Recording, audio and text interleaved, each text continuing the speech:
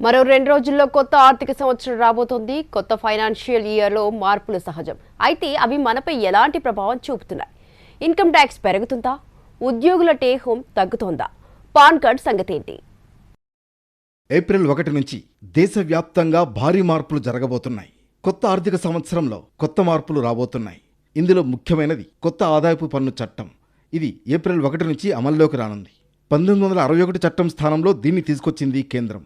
సరళమైన భాషలో ఈ చట్టాన్ని రూపొందించారు. అయితే పన్ను స్లాబుల్లో మాత్రం ఎలాంటి మార్పులు ఉండవు, యథాతథంగా కొనసాగుతాయి. ఇప్పటి వరకు ఫైనాన్షియల్ ఇయర్ను అసెస్మెంట్ ఇయర్గా పిలిచేవారు. దాంతో పన్ను చెల్లింపుదారుల్లో కన్ఫ్యూజన్ ఉండేది. ఇకపై ఏప్రిల్ 1 నుంచి మార్చి 31 మధ్య కాలాన్ని ట్యాక్స్ ఇయర్గా మార్చారు. హెచ్ఆర్ఏకు సంబంధించి చేసిన మార్పులు ఏప్రిల్ 1 నుంచి అమల్లోకి రానున్నాయి. తమ మూల వేతనంలో 50% పన్ను మినహాయింపు పొందే నగరాల జాబితాను కేంద్రం 4 నుంచి 8కి పెంచింది. ఇప్పటి వరకు ఢిల్లీ, ముంబై, కోల్కతా, చెన్నై ఉండగా కొత్త నిబంధనలతో హైదరాబాద్, పుణె, అహ్మదాబాద్, బెంగళూరు నగరాలకు విస్తరించింది. ఇక కొత్త లేబర్ కోడ్ కూడా బుధవారం నుంచి అమల్లోకి రాబోతోంది. ఈ నిబంధనల ప్రకారం ఉద్యోగి బేసిక్ పే మొత్తం కాస్ట్ టు కంపెనీ సిటీసీలో 50% ఉండాలి. ప్రస్తుతం చాలా కంపెనీల్లో బేసిక్ పే 30 నుంచి 40% మాత్రమే ఉంటోంది. దీన్ని 50%కి పెంచడంతో పీఎఫ్, గ్రాట్యుటీ కంట్రిబ్యూషన్లు పెరుగుతాయి. ఇకపై కొత్తగా పాన్ కార్డు పొందాలంటే voter ID, passport, birth certificate లాంటి అదనపు పత్రాలు సమర్పించాల్సి ఉంటుంది.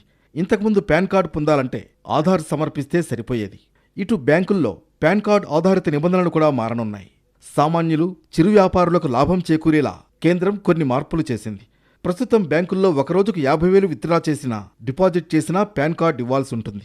ఇకపై ఆ అవసరం లేదు. ఆర్థిక సంవత్సరంలో 10 లక్షలు లేదా అంతకంటే ఎక్కువ విత్డ్రా చేసినా, డిపాజిట్ చేసినా పాన్ చూపించాలి. అంటే ఏడాది పొడవునా చిన్న మొత్తాలు కలిపి 9,90,000 డిపాజిట్ చేసినా, విత్డ్రా చేసినా పాన్ అవసరం లేదు.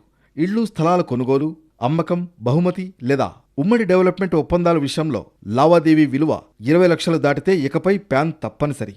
ప్రస్తుతం ఈ పరిమితి 10 లక్షలుగా ఉంది. మరోవైపు రైలు టికెట్ క్యాన్సిలేషన్ రూల్స్ కూడా మారబోతున్నాయి. టికెట్ క్యాన్సిలేషన్ టైంను కాస్త పొడిగించారు.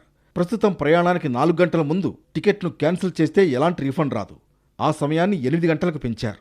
రైలు బయలుదేరడానికి 24 గంటల నుంచి 8 గంటల మధ్య ఎప్పుడైనా టికెట్ను రద్దు చేసుకుంటే 50%, 72 నుంచి 24 గంటల మధ్య రద్దు చేసుకుంటే 25% మొత్తాన్ని కట్ చేసి మిగతా డబ్బును రీఫండ్ చేస్తారు.